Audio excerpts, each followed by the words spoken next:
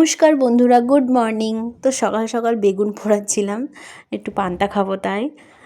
এই শীতকাল পড়ে গেছে, তোমরা জানো। আর শীতকালে আমি একটু বলেইছিলাম যে বেগুন পোড়া দিয়ে পান্তা খেতে আমার খুব ভালো লাগে, তো মাঝে মাঝে ট্রাই করি যাতে খেতে পারি।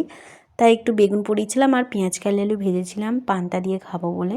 এক টুকরো পেঁয়াজ নিয়েছি আর কয়েকটা গোল গোল বুলেট কাঁচা লঙ্কা।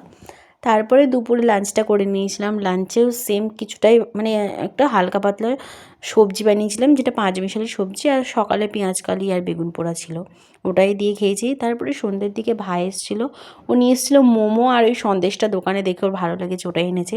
আমি বানিয়েছিলাম ড্রাই চিলি চিকেন, ওর সাথে চিলি বেবিকর্নও ছিল। আর তার সাথে বানিয়েছিলাম, অ্যাকচুয়ালি আমি ওদেরকে বার্গার খাওয়ানোর জন্যই ডেকেছিলাম। বার্গারটা বানিয়েছিলাম আমি নিজে, বার্গারের ভিডিওটা শেয়ার করব কোনো দিন। তারপর রাতে ডিনারটা করেছিলাম ভাত, ডিমের অমলেট, আলু মাখা আর গরম গরম ডাল বানিয়েছিলাম। তার সাথে তো মাটন ছিল একটু, আর একটু সবজি ছিল।